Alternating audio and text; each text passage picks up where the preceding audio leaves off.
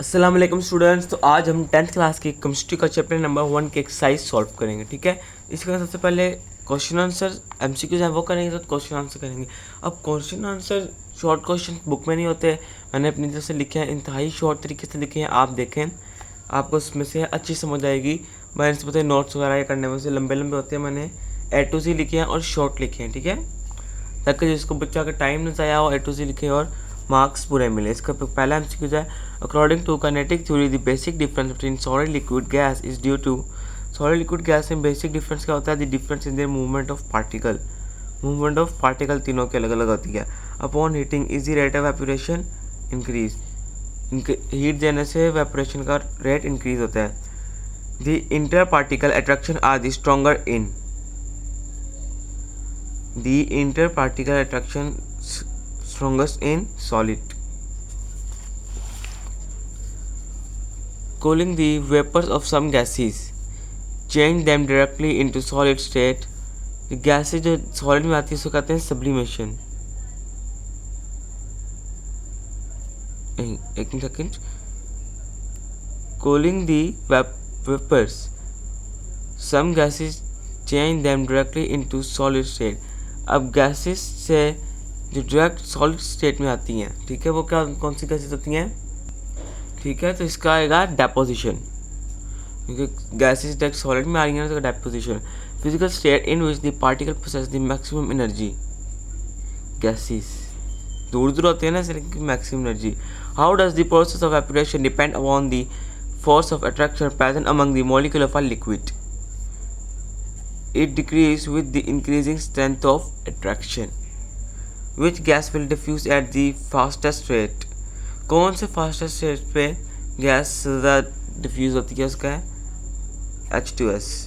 The phase change A and B in the gas A liquid B solid R. अब देखिए, पहले gas हो रही है लिक्विड में, फिर लिक्विड हो रहा है सॉलिड में, तो इसका जो है कंडेंसेशन एंड फ्रीजिंग। ठीक है, A student noticed force are falling on the ground at a 6:30 a.m. and at is pressing by a 8:30 a.m.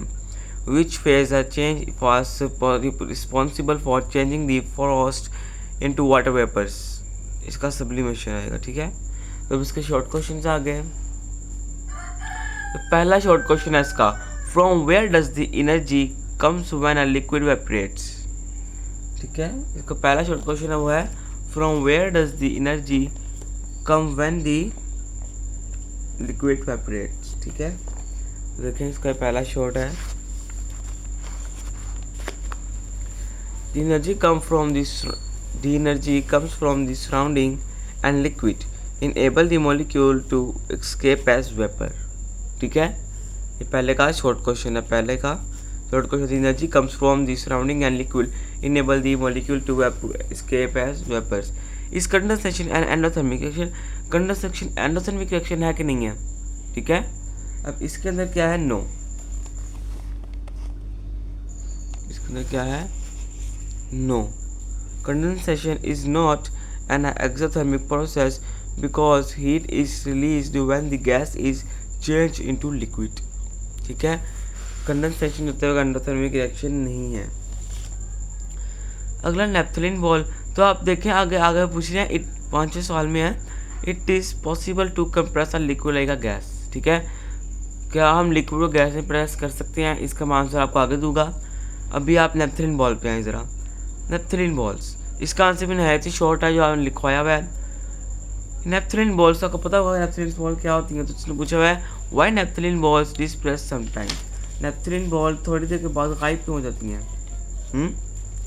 इसका जो आंसर है ना, इंतहाई ईजी है। देखें, naphthalene balls disappears because of a sublimation, they absorb energy from the surrounding and escape into vapour phase. ठीक है, naphthalene ball एक डिस्प्रेस हो जाती है क्योंकि वो सॉलिड से वेपर फेज में तब्दील होती हैं डायरेक्ट। ठीक है, इंसेक्ट को भगाने के लिए, पुराने ज़माने के लोग इस्तेमाल करते थे इसको कपड़े वगैरह में रखने के लिए ना, कि इंसेक्ट ना है उसके अंदर। Why does the temperature remain constant during a phase change. जो फेज चेंज के दरमियान टेम्परेचर होता है वो कांस्टेंट क्यों होता है? ठीक है, चौथे का तो इसका जो आंसर है ना, आंसर इसका पीछे लगा हुआ है।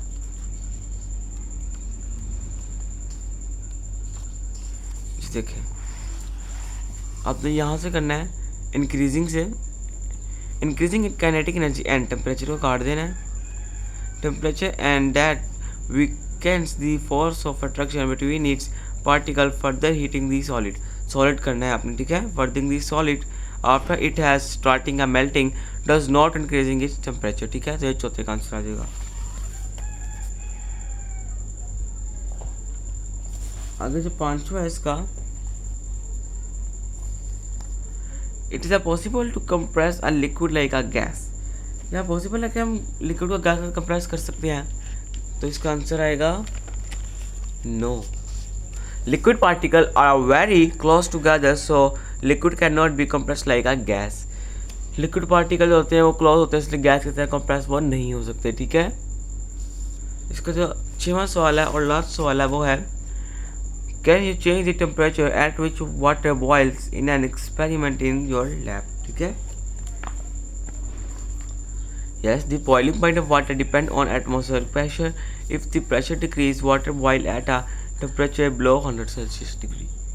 तो यही होता है ना, एटमॉस्फेरिक प्रेशर का कब कम होगा तो उसका रेट भी कम आ जाएगा बॉइलिंग का, जब एटमॉस्फेरिक प्रेशर का रेट बढ़ेगा तो बॉइलिंग का रेट भी बढ़ जाएगा, ठीक है।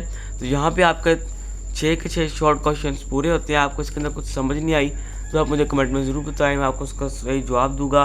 अगर आपको किसी और सब्जेक्ट के मुतालिक कुछ पूछना हो, जैसे फिजिक्स के न्यूमेरिकल्स पूछने हो या मैथ के बारे में कुछ पूछना हो तो आप मेरे ज़रूर कमेंट्स में बताएं, मैं आपको रिप्लाई करूँगा। आप मेरे चैनल को सब्सक्राइब कर लें ताकि मेरा नोटिफिकेशन आप तक जल्द से जल्द पहुँचता रहे। आज के लिए इतना ही काफ़ी है। अल्लाह हाफिज़।